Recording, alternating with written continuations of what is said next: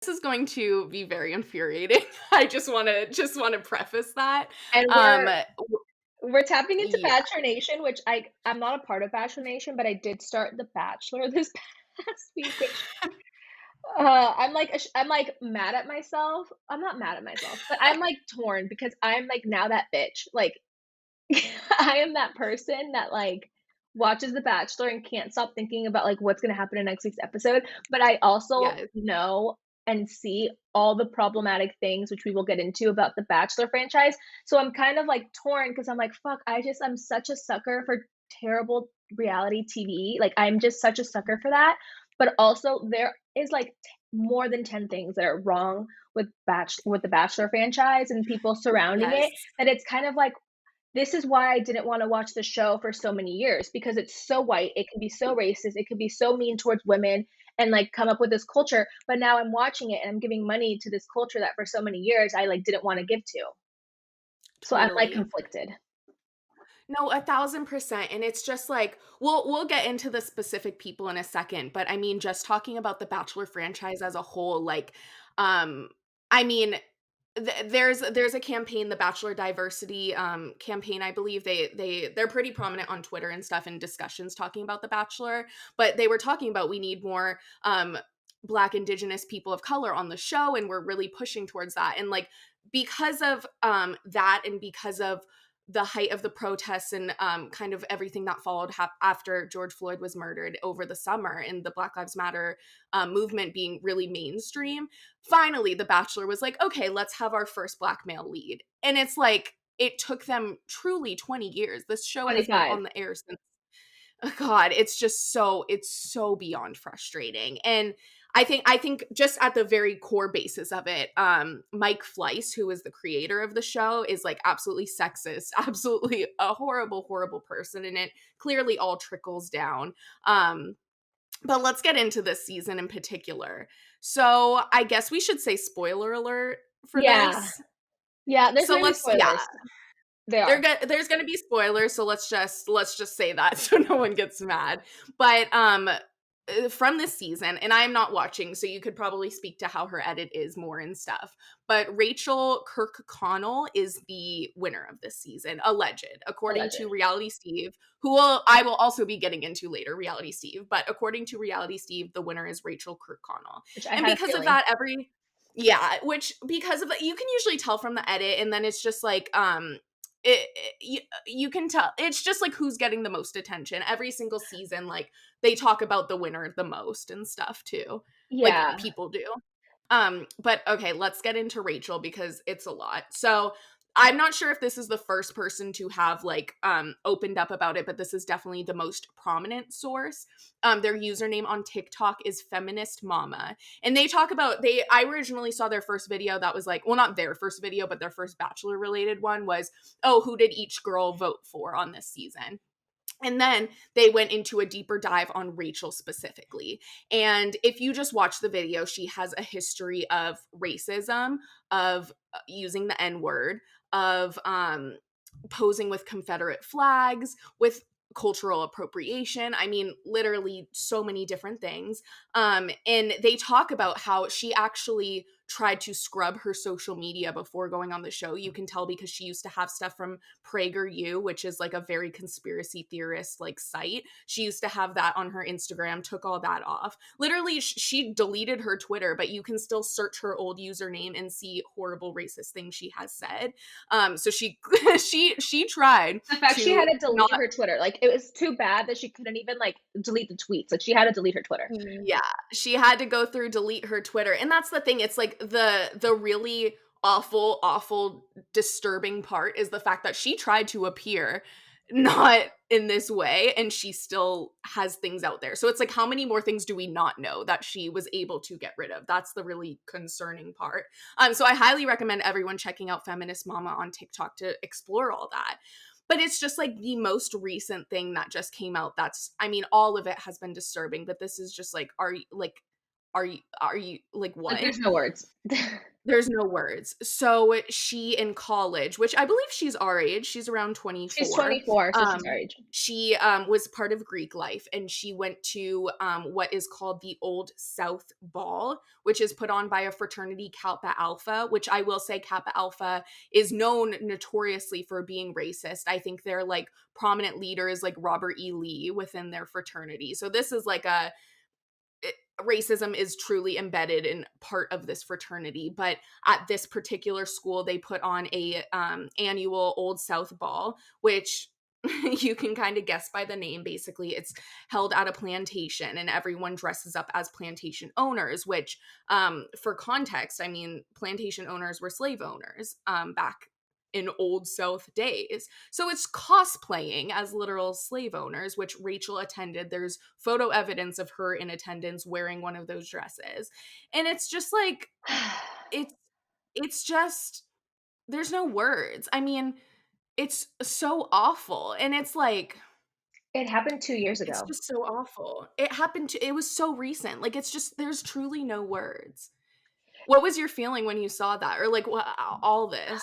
So, like, when I was watching this stuff started coming out last week, and it kind of blew up on Saturday, and so it's just, like, when I was watching the show, like, I knew from the beginning, like I said, Rachel, Abigail, and Brianna would go really far, top 3, and they don't really, like, they don't really until last week's episode, they didn't really give Rachel a lot of, like, I don't wanna say screen time, but they didn't really give her a lot of screen time, or any time she was on screen, she was portrayed as, like well, like, all these 3 girls that I mentioned, Brianna, Abigail, and Rachel, they were all portrayed as, like, really, like, nice, like, more quiet, like, they weren't involved with the drama within the house, which was a lot, and they were, like you could tell they were, like, smitten by Matt, so they were seen in a good light, especially Rachel. She was just seen as, like, a nice, like, girl, down to earth a little bit. She said she hasn't spent more than $40 on shoes. I roll. That's a lie. I was surprised because, like I said, like they hadn't really put her in any negative light up until that point. However, I do want to say that in a teaser for an upcoming episode, I saw Matt talking, like there was a short clip of Matt talking to Rachel about race. So I'm Mhm. curious if that's something they're going to explore more because Matt did go on Entertainment Tonight and was saying um, like what you do on social media could really have impact, but like hopefully she'll have like time to defend herself because when the show's airing, you're not allowed to speak. Like if you're on the show, you're not allowed to speak to anyone or say anything about the storyline, how people are portraying you, or anything until the show's done. So Rachel is going to stay quiet until the show is done, and the only person that could speak to any of this is Matt when he's doing press. And so I'm curious if they're gonna like mention anything about it. But I was surprised, but then I was like, why am I surprised? I don't know anything about Rachel. Like I only know Right. how The Bachelor's portraying her. Like, in what world is this acceptable? Also, like, it's 2018. Not saying that if you did this in 1990, it would be acceptable because it still would not. But it's like, you Mhm. should know, especially in 2018, that going to a plantation and having a Southern ball where you're dressed as plantation owners is not acceptable. In what world is that acceptable? And I think that's almost the worst part because it's like I've seen a lot of comments. It's so easy to be like, "Oh, that's the South." Like, of course there's racism there, but it's like there's racism everywhere. First of all, and it's just like I think that speaks to how okay people can be in their racism. Like it was 100%. 2018, and she should have known better. She really should have, but she was like, I I don't don't care. care. Like, I'm still gonna go to this. Like, I want to take my pictures at the ball, like, whatever. And it's so awful. And I think it speaks to it. And I think, like, I'm kind of like all over the place in what I want to address next because there's just so much. But it's just like, I think next we should go to Matt specifically. And I think it's kind of important to note that I don't know necessarily if this will be a deal breaker for him because he does we have found out that his mom is a Trump supporter. So there's that on the table, that fact. Also, another thing I actually wanted to add, Rachel's sister is trying to defend her on TikTok and stuff. I saw it popped up on my For You page and I was like, ew, I don't want to see Wrong, this. It was like, not the right demo. yeah, it was like a video of them dancing. And so I clicked the comments just because I wanted to see what people were saying. And someone asked, who did your sister vote for? Who did Rachel vote for? And the sister replied, Biden. But it's just like, just because one vote you did one time does not like negate any of this racism that you have done in your past. So Yeah. but I did want to say that just because that was another thing that was on there. And so I guess that'll kind of take me to my next point that I want to address. So Reality Steve, who is pretty, I'll say notorious, I won't say Yeah. famous, I'll say he's infamous in the Bachelor community for releasing spoilers, but he's also just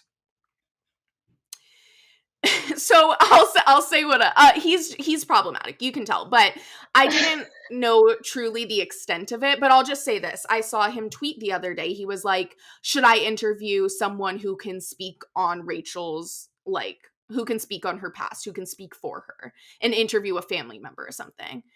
And everyone was like, "No. Like, why would you do that? You're just giving a platform for what are they going to say? Like, I'm They're not gonna deny racist. Like, it. what else? They're going to deny it. What else can they possibly say? We see the examples. It's like actions speak so much louder than words. You can say whatever you want to say, but we see the examples of her racism." And he posted that, and then people were like, "No." He literally put a poll to ask, and people responded no. And he was like, "Okay, well, you all are just being like." He was replying to this one girl and said, "You're just being a troll." And it's like, you literally asked, first of all. So like Reality Steve annoys me. And then I looked onto I was looking at Reddit the other day, at the Bachelor Reddit, and I saw just this whole past stuff he has done in years past. And the one I only started watching the Bachelor Ben season, which I think was like 2015-ish. So I'm only familiar with people from then on, really. So I don't know some of the other examples he used, but literally Jade, who is married to Tanner, they were from Bachelor in Paradise season 2, I believe. And they're like one of the most famous kind of from the franchise to come from it.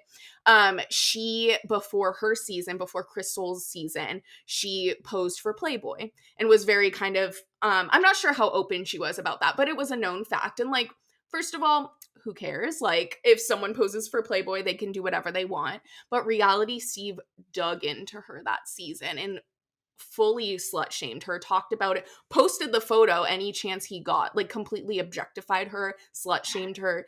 Absolutely disgusting, disgusting behavior. And he has done that so much in the past. And it's just like, this is the person that we're looking at for Bachelor information. It's just, I feel like it's just a test of how problematic the Bachelor can be. Yeah. And I have a couple of other examples I want to just touch upon real quick. Chris Harrison has a history of voting for Republican Can't candidates. stand him.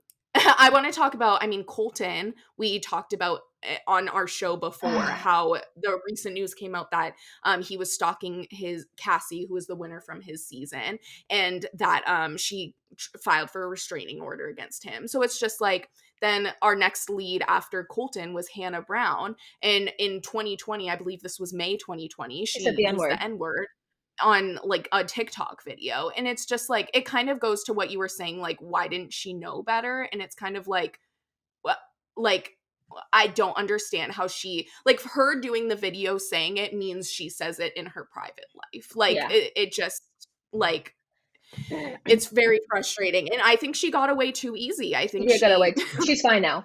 And that's the yeah, thing she's too. fine. Colton's gonna be fine as well. Like, he's gonna play Yeah. off the radar for a while. He's gonna work, which is frustrating. And it's like The Bachelor, they like do a deep dive into who you are as a person and your history and Mhm. everything. So like they knew that Rachel had this stuff. Like anyone on the show who Yes. has, they have the dirt on anyone who's on that show because one, they're gonna bring it up, right, for ratings, but also like they just know. So it's like the fact that like they know that she has this history or that she's done all these things on social media and they still put her on the show is problematic. Right. But again, like we're not, are we surprised? Like the Bachelor has a history of being problematic. I mean, this season they were feeding into bullying.